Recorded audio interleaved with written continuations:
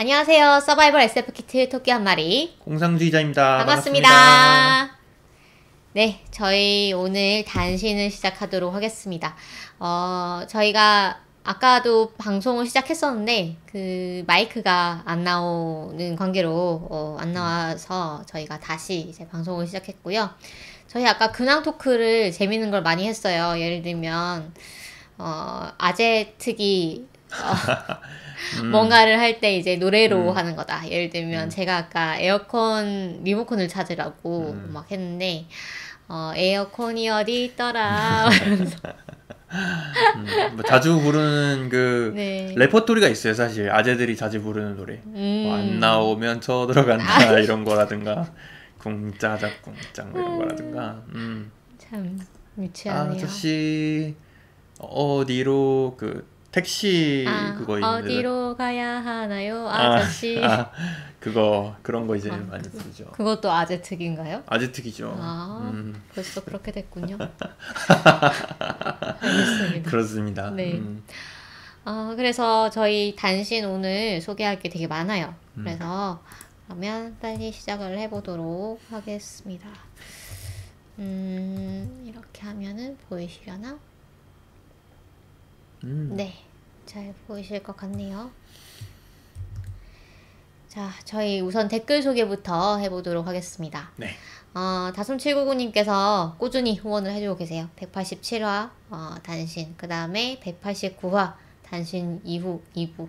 이게 아마 저희가 화수를 잘못 붙였던 것 같아요. 188화였는데 189화로 네. 잘못 붙여가지고 네. 콩땅콩님도 안녕하세요. 콘텐트 애드민님도 안녕하세요.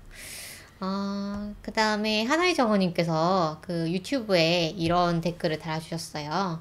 저희가 스페이스 한다고 했더니, 네. 저는 목소리 출연 괜찮다고 하시면서, 그런데 트위터는 안 하신다고, 코딩하는 분인데, 코딩하는 사람 입장에서 SF 이야기 하고 싶어요. 라고, 목소리 라방을 시청을 해주셨는데, 저희가 이 하나의 정원님 메일 주소를 잘 몰라가지고, 네. 그래서, 하나의 정원님 혹시 방송 보시면은 저희 메일로 한번 메일을 주시면 감사하겠습니다. 서바이벌 SF 키트 gmail.com이죠. 네. 영어. 아니면 저희가 한번 화수를 한번 내가지고 디스코드로 뭐 이렇게 해가지고 사람들끼리 모여서 약간 온라인 저담회 네 온라인 공개 토크 쇼 뭐 이런 거를 그렇게 해도 되겠네요. 좀 여러분들은 재밌을 뭐 것 같아요. 익명으로 어차피 참여하시는 거니까 그쵸. 네 부담 없이 목소리만. 네 그것도 재밌겠네요. 저희 그러고 보니까 지난주에 스페이스 했잖아요. 네 맞아요. 네 스페이스 트위터에서. 네 했는데 몇 분이 들어오셨더라? 제가 저희 뭐 6분인가 캡처해놨었는데 제 기억으로는 네 5분인가 6분인가 저희 차원희님도 들어오셨던 것 같고 네 맞아요. 콩땅콩님도 아마 계셨던 것 같고 제 기억으로는. 네 8월 며칠이었죠?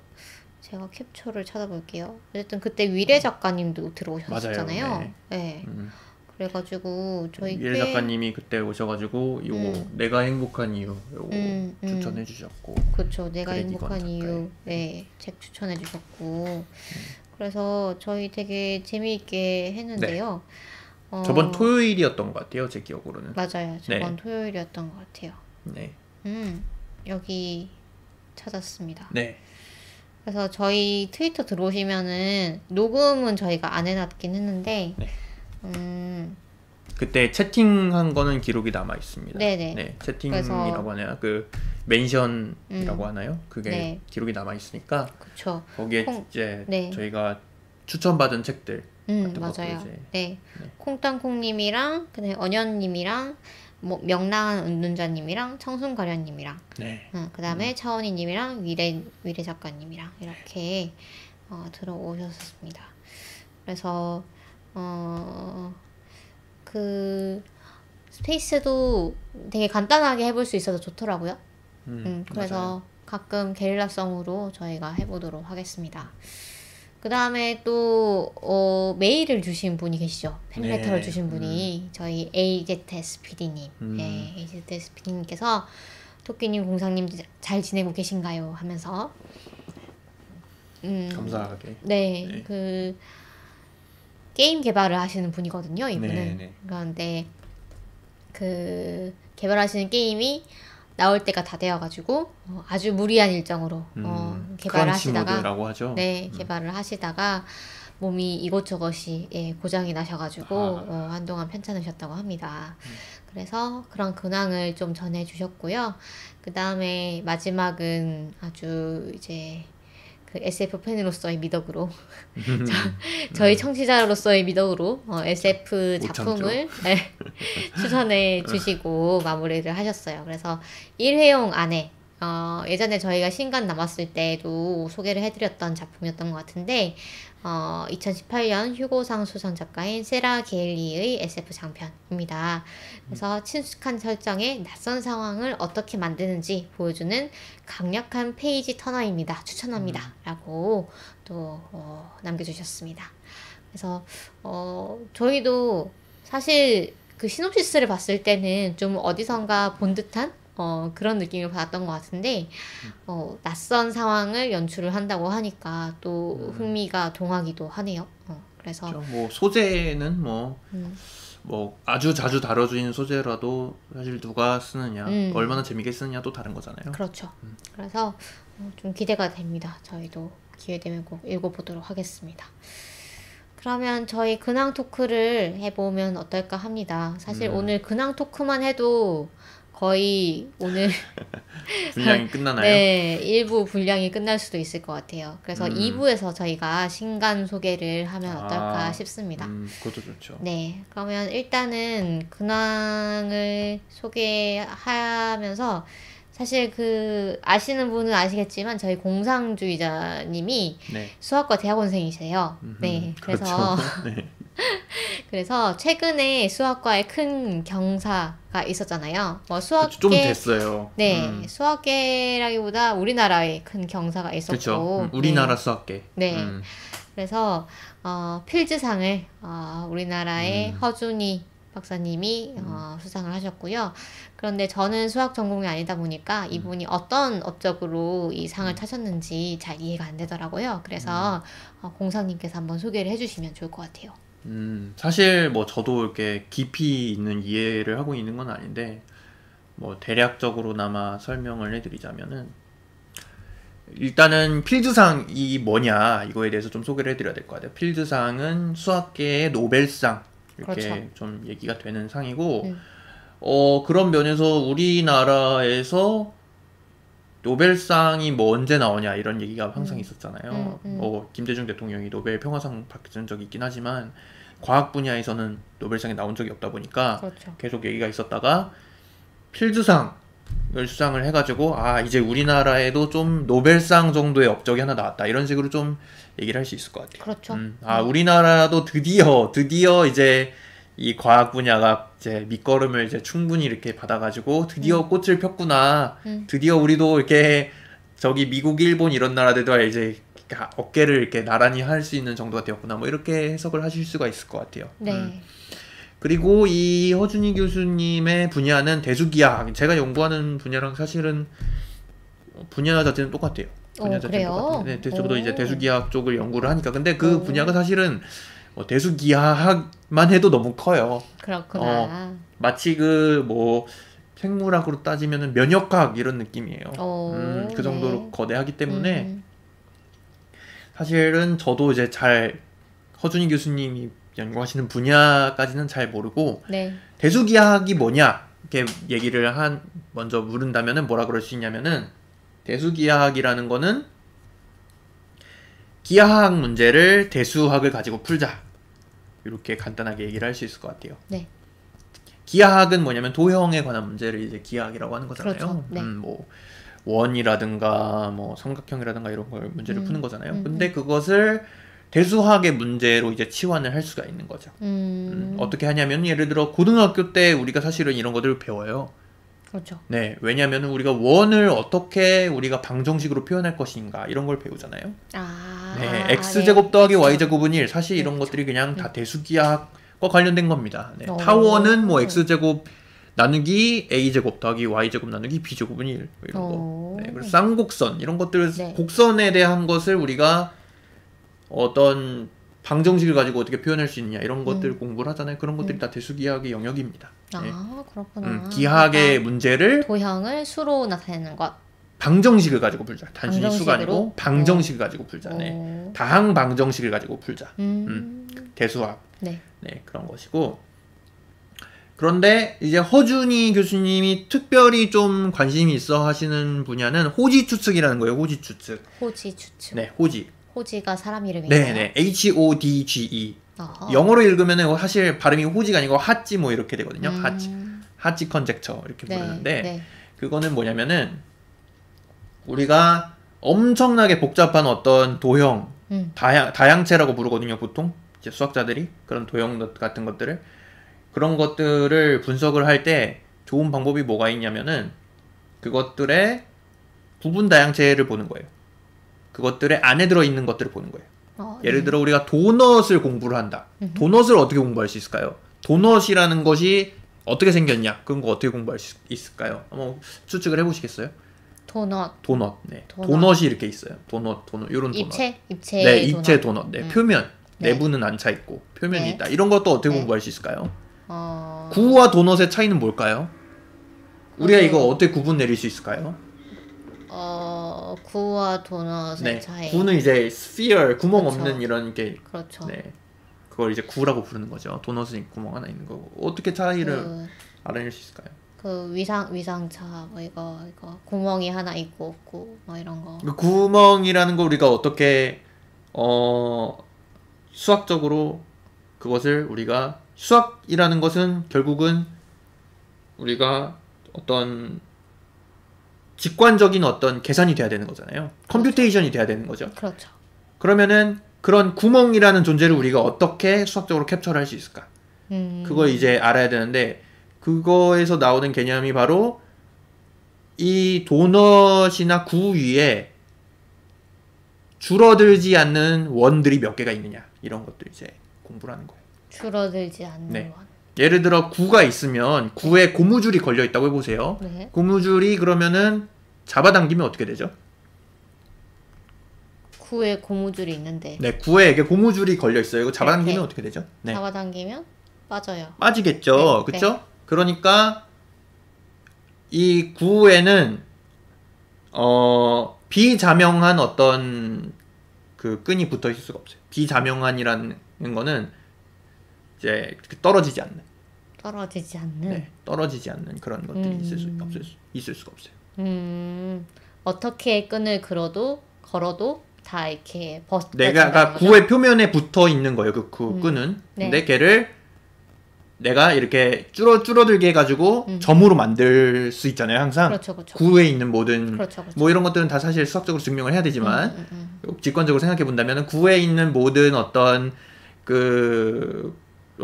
우리가 고무줄이라기보다는 고무찰이라고 합시다. 고무찰흙으로 된 이렇게 검선이 있어요. 그럼 그것들을 이렇게 우리가 잘 모아가지고 점으로 만들어 버릴 수 있단 말이에요. 그런 것들을 이제 유식한 용어로는 널 호모토픽이라고 합니다. 널 호모토픽. 널이라는 것은 NULL 없다. 호모토픽이라는 것은 이렇게 줄어들고 뭐 늘리고 하는 거예요. 호모토픽이라고 하거든요. 널이랑 호모토픽하다. 점이라는 것과 호모토픽하다.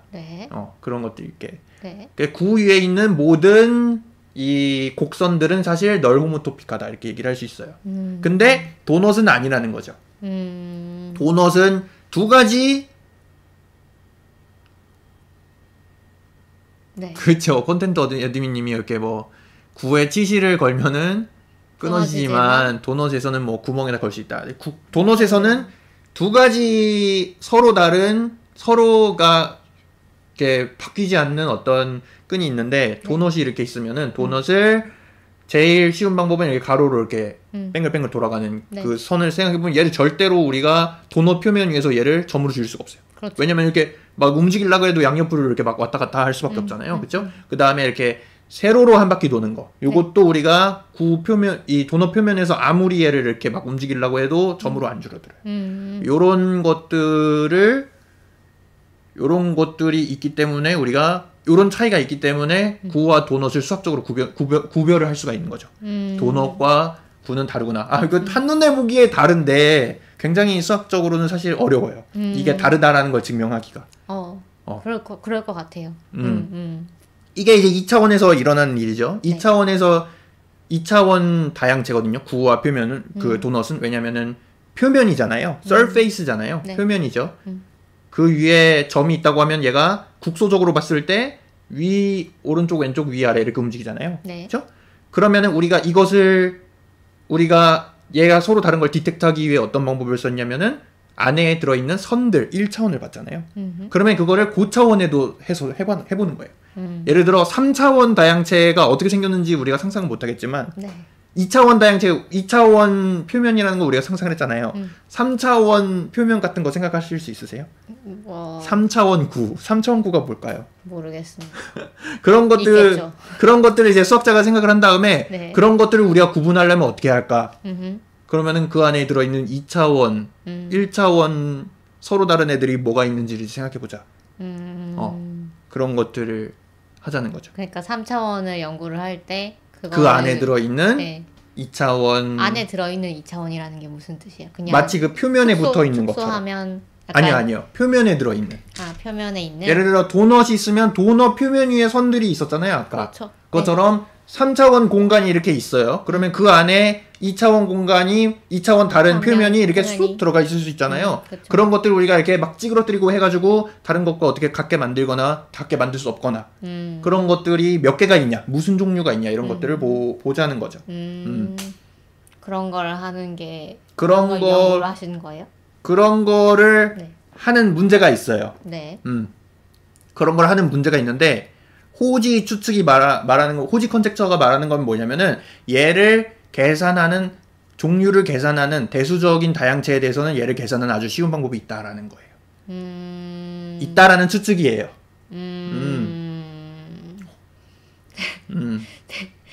콩땅콩님이 왜 도넛을 괴롭히고 그러시나요?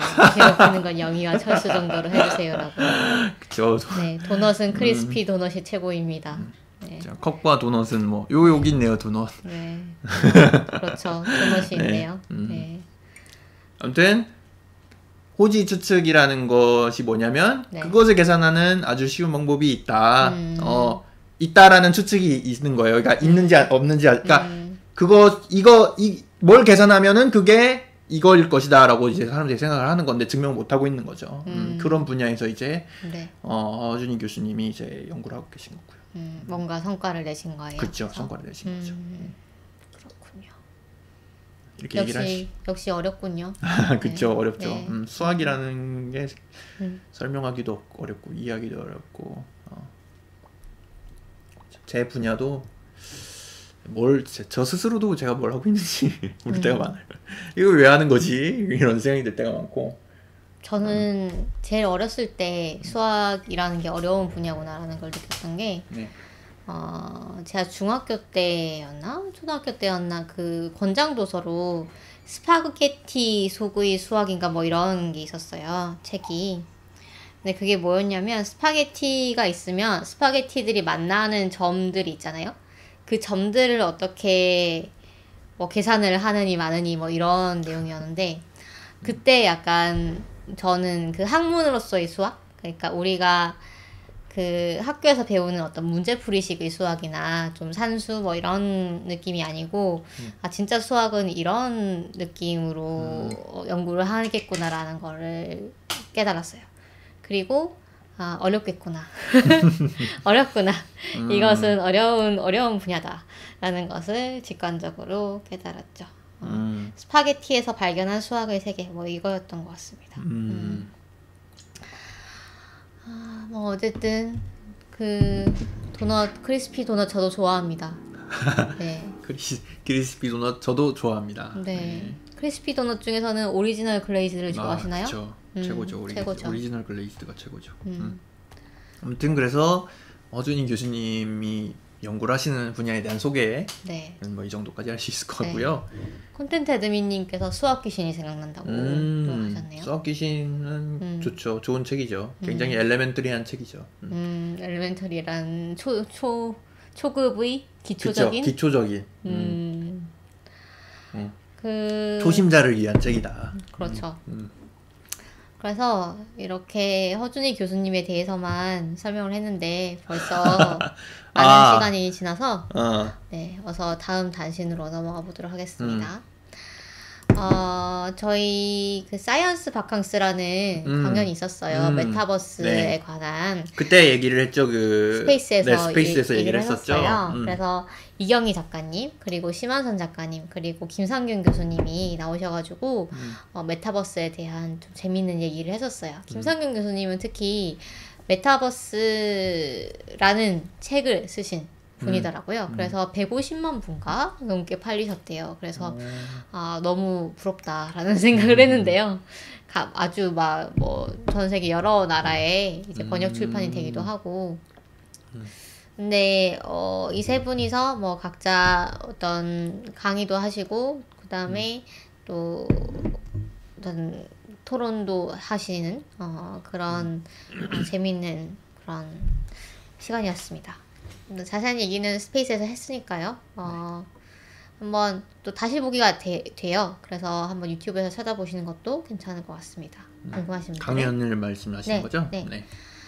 그 다음에 그 애프터 양이라는 영화를 최근에 봤어요. 왓챠에서 공개가 됐거든요.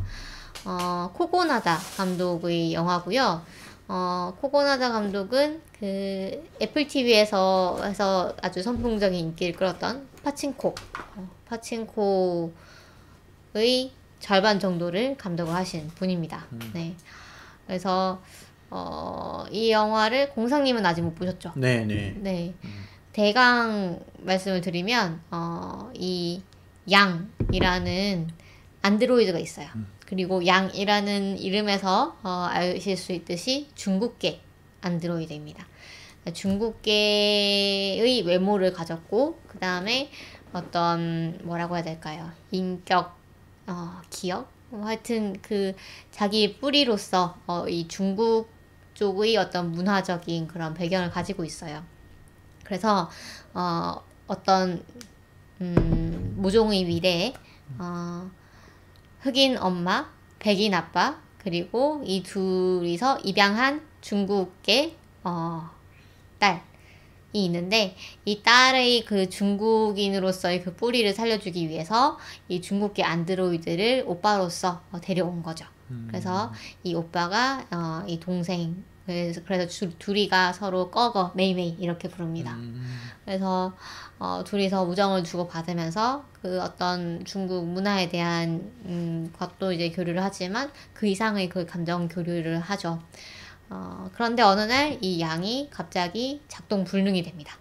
그래서 양을 막 이렇게 고치려고 그 아빠가 찾아다녔는데 결국 그 양의 그 몸속에 또 스파이웨어가 있다는 걸 알게 돼요. 그 스파이웨어가 하루에 5초씩 그 안드로이드의 기억을 저장할 수 있는 그런 곳이었습니다. 그래서 안드로이드는 그러면 어떤 5초를 저장하고 싶어 하는가가 궁금하잖아요. 그래서 이 미래가 좀 재밌는 게 인간이 안드로이드를 만들지만 안드로이드를 완전히 다 이해하지는 못할 정도로 고도화된 것이에요. 그래서 안드로이드가 어떤 생각을 하고 어떤 심리 상태를 가지고 있고 이런 것에 대해서 사람들이 연구를 하기 시작합니다. 그래서 안드로이드에 대한 박물관도 있고요. 그 다음에 연구자도 있고요. 그래서 이 연구자가 이 양의 사례를 듣더니 막 이렇게 반색하면서 우리 박물관의 기증을 꼭 해주시면 너무나 안드로이드에 대한 심리학 같은 게 있겠군요.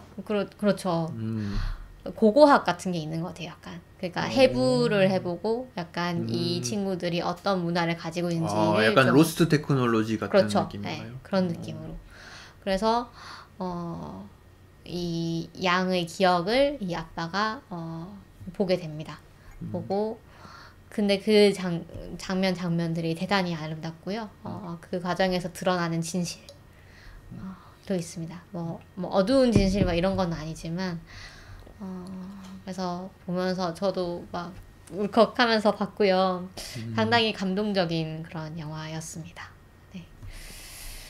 그리고 저는 좀 페일 코쿤이라는 애니메이션도 좀 생각이 나더라고요. 그 이 양의 기억 속을 좀 탐색하는 그 UI가 약간 페일 코쿤이 떠오르는 그런 UI였어가지고 둘 다 보신 분은 아마 저랑 공감을 하실 수도 있을 것 같네요. 그 다음에 제가 또 오오쿠도 조금 시간이 됐지만 다 읽었거든요. 오오쿠는 지난번에 말씀드렸다시피 그 전국시대를 배경으로 해서 남자에게만 감염되는 정면포창이라는 병이 유행을 하게 되고, 그래서 일본의 남성 인구가 많이 줄게 되고, 그래서 여성 쇼군이 나타나고, 그래서 여성이 가문을 잇게 되는 이런 대체 역사물이라고 할 수가 있습니다. 그래서 상당히 많은 부분을 아주 잘 이제 묘사를 했고요. 이게 저희가 이제 일본의 역사에 대해서 빠삭하면은 더 재미있게 읽을 수 있을 텐데 빠삭하지 않아도 충분히 재미있게 읽을 수 있는 그런 만화였고요. 작년에 이제 일본의 SF 그 상을 수상할 SF 대상을 수상한 작품이기도 하기 때문에 여러분께도 한번 꼭 추천드리고 싶습니다. 언젠가 뭐 방송에서도 다뤄도 좋을 것 같고요. 저는 이 작품이 너무 좋았는데 힘들었던 부분이 다 이제 역사 속 인물들이잖아요. 그래서 언젠간 죽게 되거든요. 근데 죽는 게 너무 스포가 이미 다 되어 있는 그런 그쵸. 작품이군요. 역사를 그렇죠. 알게 되면. 그렇죠. 그리고 너무 일찍 죽는 경우도 많잖아요. 예전에는 의학이 많이 발전되지 않았기 때문에. 그래서 정을 붙이려고 하면은 갑자기 죽고, 붙이려고 하면은 병으로 막 앓다가 죽고, 막 이런 것들이 너무 좀 힘들었습니다. 네. 약간 그 왕좌의 게임. 아, 왕좌의 게임도 그렇잖아요. 그렇죠. 왕좌의 게임도 정말 매력적으로 그려놨다 싶으면은 댕강. 그런 느낌이네요. 네, 그런 느낌이기도 합니다. 또 나름의 매력이죠. 네. 작품에. 그 다음에 엄브렐라 아카데미라고 네. 이게 제가 이제 엘리어 페이지가 나오는. 네, 그렇죠. 제가 그 좋아하는 가수 포레스텔라의 그 의상이 마이 케미컬 로맨스의 웰컴 투 더 블랙 프라이드라는 노래가 있거든요. 네. 아주 유명한 곡이더라고요. 뭐 게임 하시는 분들은 다 아시는 그런 곡이던데 이 곡의 뮤직비디오에 나온 그 의상이랑 좀 비슷한 의상을 입었어요. 그래서 마이 케미컬 로맨스라는 그룹이 대단히 유명하구나 라고 하면서 이제 찾아봤더니 이 그룹의 이제 리더이자 보컬인 분이 만화 작가이기도 하다는 거를 찾았습니다. 그래서 이분이 엄브렐라 아카데미라는 그래픽 노블의 스토리 작가세요. 그래서 이 만화가 워낙에 또 인기가 좋아서 드라마로 만들어졌습니다. 그것이 아까 이제 공성님이 말씀하신 엘리어 페이지가 주연을 하는 엄브렐라 아카데미라는 이 시리즈고요. 저는 2화까지 봤는데요. 줄거리가 이래요. 어느 날 갑자기 지구상 여러 곳에서 초능력자. 그죠. 초능력자들이 태어나요. 그리고 엄마는 처녀 수태를 합니다. 그러니까 갑자기 임신을 한 거예요. 갑자기 임신을 해가지고 아기를 낳았는데 이 아기들은 초능력을 가지고 있습니다. 그래서 이 아기들 중에 7명을 어떤 괴짜이면서 갑부인 사람이 입양을 합니다. 입양을 해서 얘들을 정말로 이 세상을 구원해야 된다 너희들은 이러면서 아주 스파르타식 교육을 시켜요. 그래서 다 컸는데 어느 날 이 아버지가 죽습니다. 근데 한 명은 능력이 없잖아요. 그렇죠. 이 엘리어 페이지가 맡은 캐릭터잖아요. 네, 능력이 없고 그래서 어느 날 이 아버지가 죽어서 이 7명의 그 좀 뿔뿔이 흩어져서 활동하던 이 형제 자매들이 모입니다. 모여가지고 일어나는 일을 아버지는 개자식이었어 막 이러던데요 보니까. 그렇죠. 네. 치고받고 싸우던데요 그 형제들이. 콩가루 집안이더라고요. 완전히. 맞아요. 콩가루 집안이고 뭐 중간에 집 나간 애들도 있고 좀 마약 중독자도 있고 그렇죠. 그 유령 보는 친구가 마약 중독자잖아요. 맞아요. 그리고 한 명은 또 사라졌다가 2화인가 3화에서 나오지 않아요? 1화에서 나오던가? 그러니까 그 시간 여행 가는 재밌는 애가 둘이가 있는데 네. 한 명은 이미 죽었어요. 한 명은 이미 죽어서 그 영혼을 보는 친구한테만 보이는 거예요.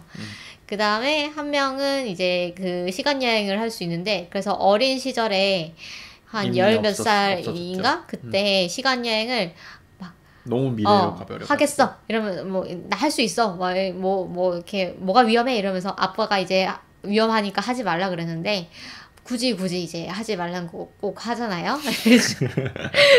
중2 때 그래서 합니다. 해서 그 미래로 갔는데 돌아오는 법을 몰랐던 거예요. 그래서 돌아오지를 못하고 계속 실종되어 있다가 이제 아버지 돌아가신 후에서야 이제 겨우 나타납니다.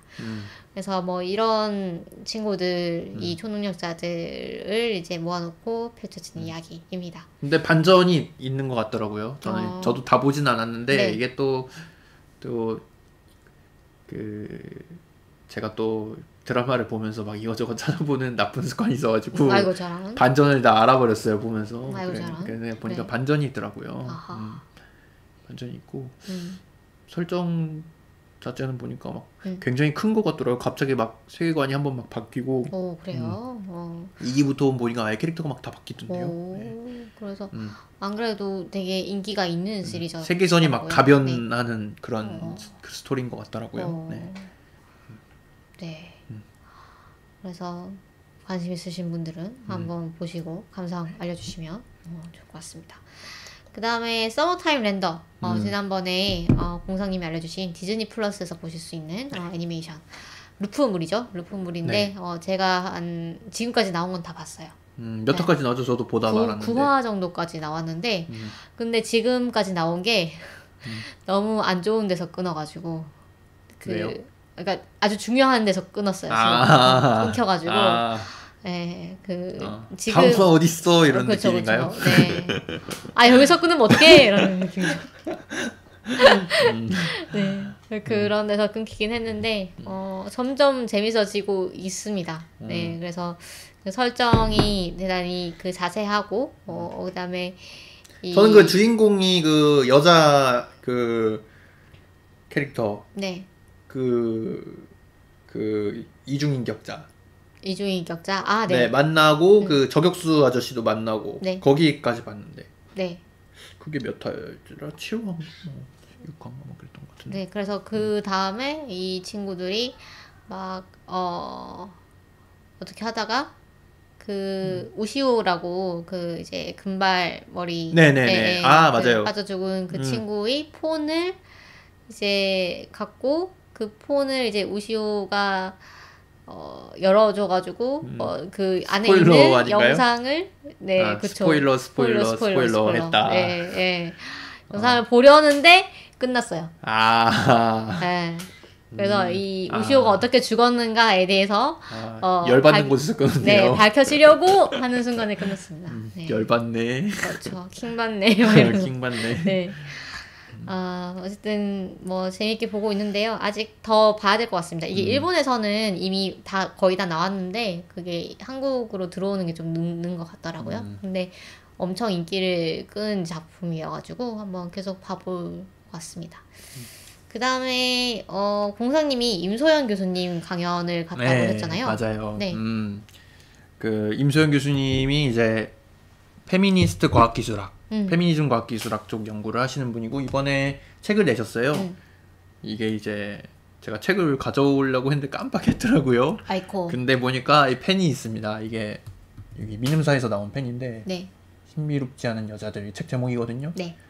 이 책 제목을 해가지고 펜도 이제 받았고요.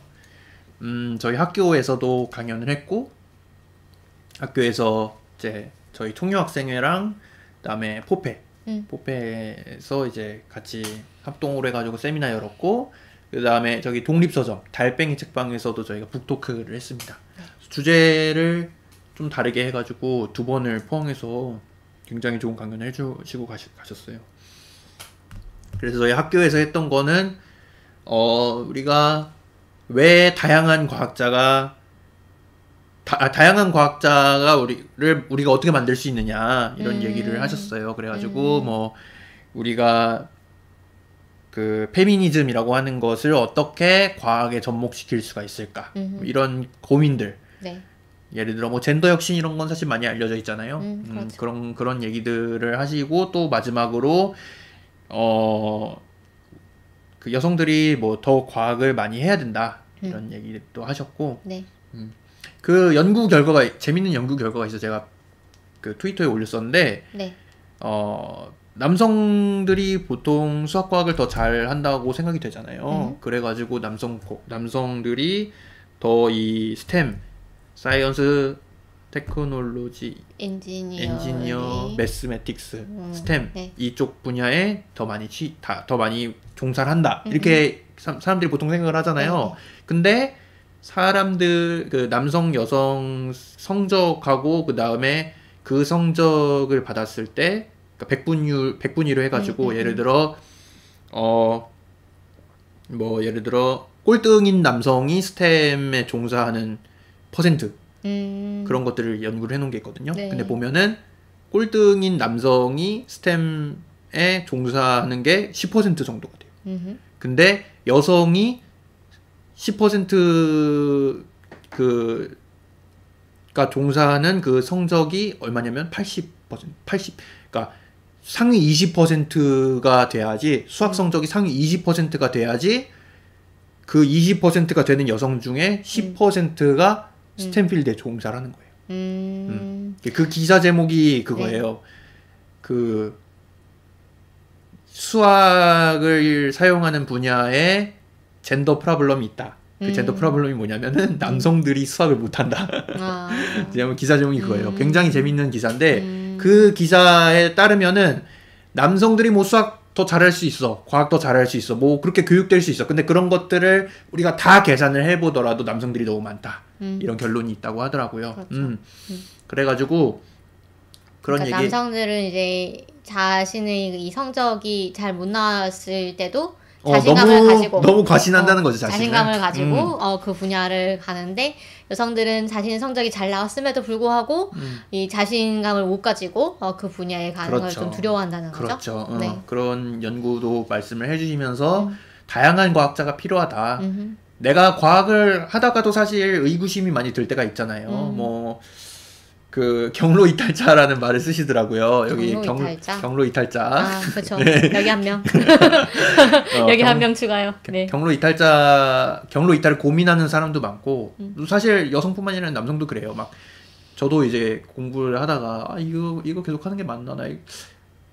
왜냐면 다른 생각이나 다른 거에 관심이 많이 생길 때가 있잖아요. 저도 요즘 SF 쓰는 거에 대해서 굉장히 관심이 많이 생기고 있고 또 사회 문제 이런 거에 대해서도 사실 과학 공부하다가 이런 거에 관심 쏟는 사람도 많고 그래가지고 과학사회학 이런 거 연구하러 가시는 분들도 많고 그러잖아요. 네. 그런데 안 그랬으면 좋겠다. 왜냐면은 그런 사람들이 다 빠져나가 버리면은 과학자 사회가 너무 균질하게 된다.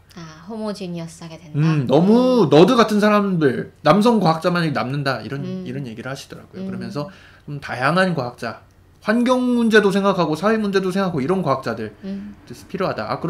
이런 얘기 들으니까 나는 만약 내가 연구를 계속 한다면은 소설 쓰는 연구자가 되고 싶다. 이런 생각도 좀 하게 됐고 네. 그런 좋은 말씀 해주셨어요. 고스텍에서 좋네요. 강연하셨는데 네. 그리고 또 달팽이 책방에서는 어떤 말씀하셨냐면은 거기서는 이제 사실은 과학 연구하시는 분들 외에도 많이 오시잖아요.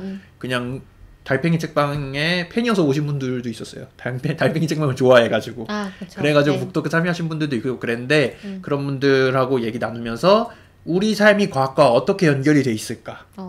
이런 거를 이제 좀 그 임수연 선생님이 직접 이제 주로 이렇게 말씀하시는 것보다 얘기를 듣는 방향으로. 근데 굉장히 좋았어요. 다양한 사람들이 굉장히 많더라고요. 한의사분도 오셨는데 한의학에서 젠더가 어떻게 그 연관이 되어 있냐 뭐 이런 얘기도 하시고 굉장히 재미있는 그런 시간이었습니다. 네. 그렇군요. 요 신비롭지 않은 여자들 요거는 뭐냐면은 말 그대로 여성과 과학, 젠더와 과학 이 두 개를 가지고 이제 여러 가지 주제에 대해서 뭐 인공지능 얘기도 나오고 물리학 얘기도 나오고 또 뭐 그 생물학에 대한 그런 인간의 신체 뭐 이런 거. 그다음에 그 약의 부작용이 뭐 여성이 더 많이 나타난다 뭐 이런 얘기. 왜냐면은 남성 그 쥐들이 수컷 쥐들을 가지고 많이 실험을 하잖아요. 아직도 그런 얘기도 많이 나오고 로봇 왜 그 힘든 일을 하는 로봇들은 성별이 없게 만들어지는데 그런데 뭐 고객을 응대하거나 이런 로봇들은 서비스형. 왜 여성형으로 만들어지고 여성의 얼굴을 하냐.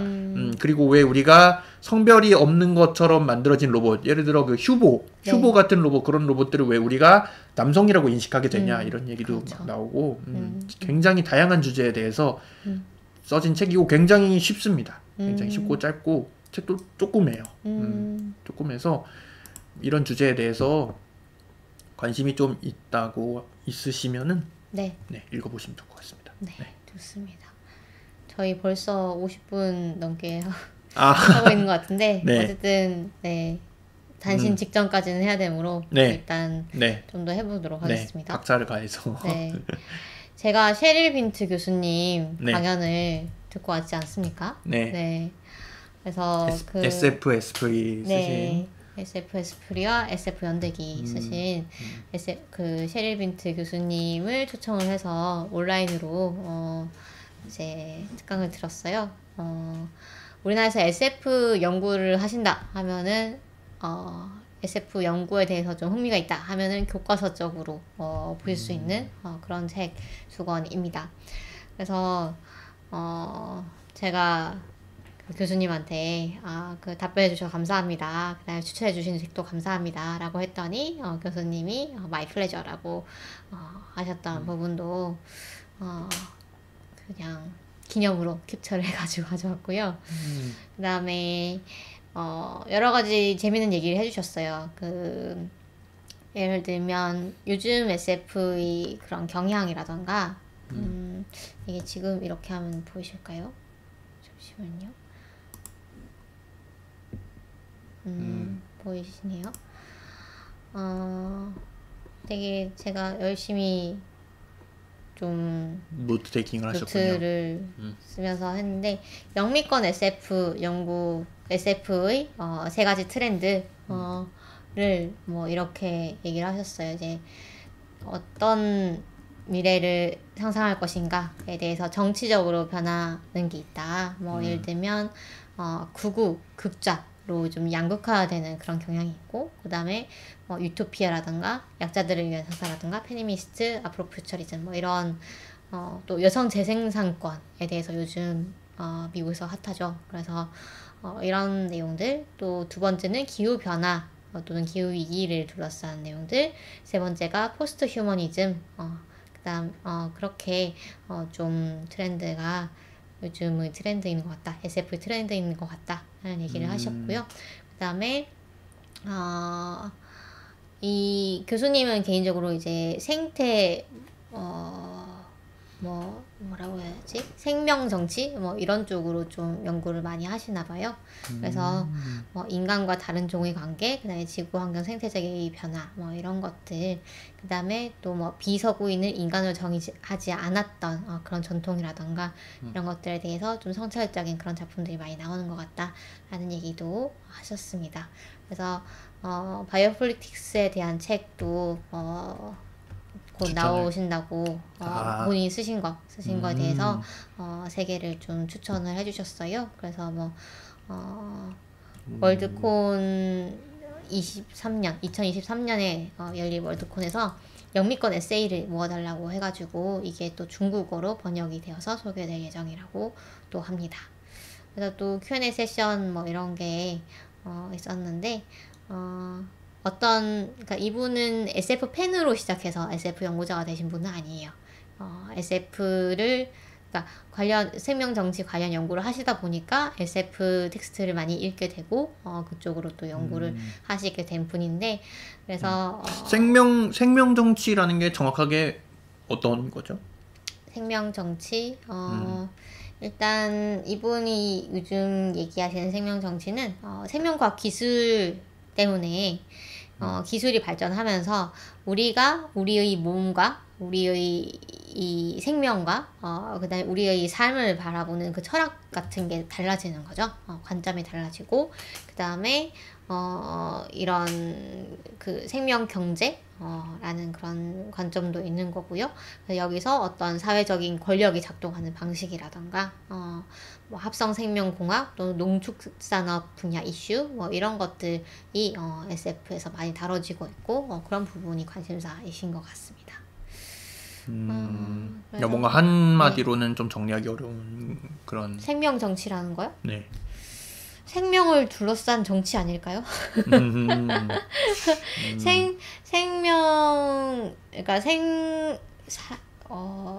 라이프라는 것에 대한 그것을 둘러싼 어떤 정치적 철학적 맥락이라고 나와 있네요. 그래서 뭐 푸코라던가 아감벤 뭐 이런 학자들이 많이 규정을 하려고 했다고 하네요. 근데 이거는 제가 예전에 강의에서 막 들어본 적도 있긴 있는데 말씀하신 대로 한마디로 뭔가 정의하기는 좀 힘든 것 같아요. 대단히 많은 부분들에 좀 연결이 되어 있고 사례들이 좀 있는데 이런 것들을 지금 소개하기에는 조금 시간이 모자란 것 같습니다. 네. 그래서 뭐 SF에 대한 그러니까 요즘 2020년 이후에 창작된 최신 SF 컨텐츠 중에서 추천하고 싶은 작품이 있느냐 요 질문이 좀 재밌었는데요. 요즘은 예전의 SF 트렌드로 좀 돌아가지만 다른 정치적 스탠스를 가지고 돌아가고 있다라고 하시면서 뉴 스페이스 오페라가 유행하고 있다고 해요. 그래서 우주에서 싸우기는 하는데 그 어떤 사회에 대한 묘사가 훨씬 구체적이고 좀 더 뭐라고 해야 될까요? 그 현실의 그 사회와 좀 맞닿아 있는 거죠. 그래서 권력 관계라든가 언어 관계라든가 이런 것들. 그래서 추천해 주시는 게 아케이디 마틴이라는 분의 메모리 콜드 엠파이어.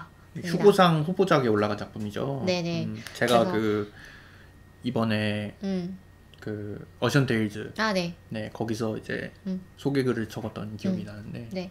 그래서 작년에 일본에서는 이미 출간이 됐더라고요. 그런데 우리나라에는 아직 그 소개가 안 된 작품인데 이번에 휴고상 후보에 올라간 작품은 메모리 콜드 엠파이어가 아니고 이거의 후속작이 올라갔었어요. 네.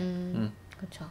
메모리 콜드 엠파이어 아마 휴고상을 받았을 거예요. 당시에. 네. 1년 전인가? 2021년인가에 아마 휴고상 수상했던 걸로 기억을 하고 네. 이번에 나왔던 작품이 그 폐허라고 불리는 뭔가였는데 데솔레이션 콜드 뭐였던 것 같은데. 네. 네. 뭐, 아무튼 그런 작품이고. 네. 요거는 그러니까 2부작으로 제가 들었어요. 그렇군요. 네. 그래서 연결되는 작품이다. 데솔레이션 콜드 피스. 평화라고 불린 폐허 뭐 이렇게 번역을 할 수 있을 것 같아요. 그러네요. 네. 그다음에 그 일론 머스크에 대해서 또 얘기를 좀 하셨는데 우리 네. 그 화성 갈 거니까 형. 네. 네. 그래서 일론 머스크가 얘기하는 게 어떤 SF적인 그런 소재들이 많잖아요. 어떤 비전으로 제시를 하는 게 뭐 우리는 화성으로 갈 거다라든가 뭐 이런 뉴럴링크? 네, 뉴럴링크. 네, 뉴럴링크라던가. 그래서 이런 것들이 사실 한 1940년대에 그런 SF 작품들에서 많이 나왔던 소재고 그것이 실리콘밸리에 아주 큰 영향을 미치고 있는데 그러나 그 어떤 소재들에 대해서 충분한 성찰을 가지고 접근을 하는 건 아닌 것 같다라는 게 셰릴 빈트 선생님의 의견이었고요. 그래서 이 일론 머스크가 제시하는 건 상당히 추상적이라는 거죠. 그것이 구체적으로 어떻게 될 것인가에 대해서는 얘기를 하지 않고 그래서 구체적으로 어떤 구현되는 과정에서 여러 가지 문제가 발생하기도 하고 그것에 대해서 이 사람들은 어떤 별로 책임을 지려고 하지 않는 그런 부분들도 많이 있다라는 얘기도 하셨습니다. 그다음에 뭐 한국 SF 중에서는 뭐 2009 로스트 메모리즈를 놀랍게도 보셨다고 하고요. 그다음에 옥자 좋아하셨다고 합니다. 동물 뭐 이런 것도 좋아하셔가지고 네. 그래서 뭐 이런저런 얘기들을 많이 했어요. 그래서 아주 재밌고 유익한 시간이었습니다. 그래서 SF 비평 세미나라는 그런 그룹에서 주최를 했던 거고요. 여러분들도 네이버 카페 열려 있으니까요. 가입 하시면 또 관련 소식 받아보실 수 있습니다. 그 다음에 제가 마지막으로 이것도 준비했는데 요거랑 요것만 하면은 이제 끝나거든요. 네. 네.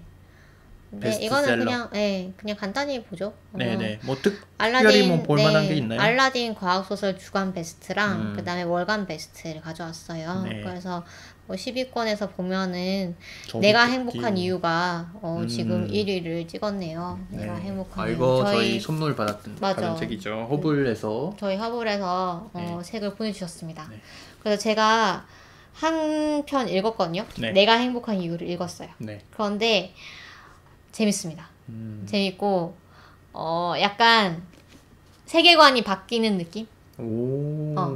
그러니까 그 여러분들의 행복이라는 이 감정이 내가 주체적으로 느낄 수 있는 거라고 생각을 하시잖아요. 그러니까 나라는 어떤 주체가 있고 내가 뭔가 만족스러운 상태일 때 행복을 느낀다고 생각을 하잖아요.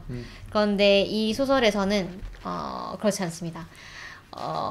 이 주인공이 뇌 종양이 생겨요. 뇌 종양이 생겨가지고 종양 때문에 어떤 호르몬, 그러니까 엔돌핀 같은 호르몬을 분비하는 곳이 망가져가지고 그 종양 때문에 행복해집니다. 그러니까 종양이 생김으로 해서 행복해지고 종양을 제거함으로써 불행해지는 거예요. 네.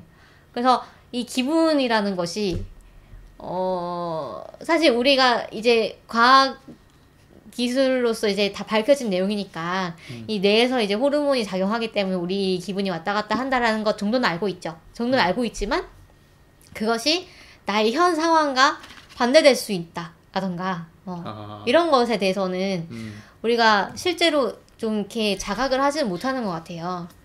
네, 내가 뭐 우울증에 걸려가지고 예를 들면 뭐 우울증 약을 먹는다거나 그런 게 아닌 한에는 보통은 자각을 하지 못하는 부분인데 이 소설을 읽으면은 그런 부분에 대해서 굉장히 새삼 깨닫게 되고, 예.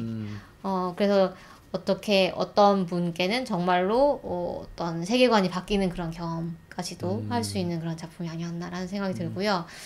그래서 이 책이 사실 다른 부분은 제가 좀 아껴서 읽고 싶어가지고 남겨놨는데 이것만 읽어봐도 이분이 왜 테드 창에 비견되는 분인가 라는 걸 충분히 알 수 있었습니다. 그래서 저도 추천드리고요. 다음에 다뤄봐도 좋을 것 같아요. 네, 다음에 다뤄봐도 너무 좋을 것 같습니다. 네. 그래서 내가 행복한 이유가 주간 베스트 1위고요.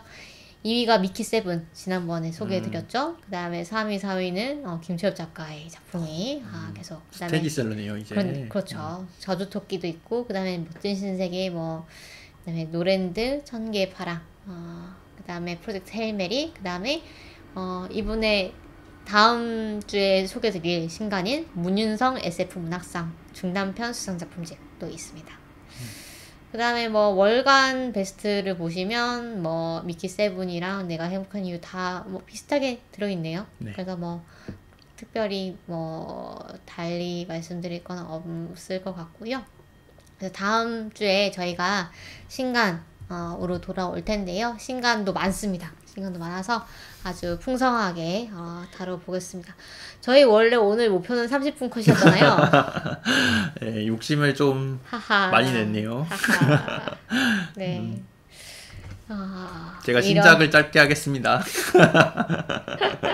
신작이 아니라 제 작품 소개를 짧게 하겠습니다.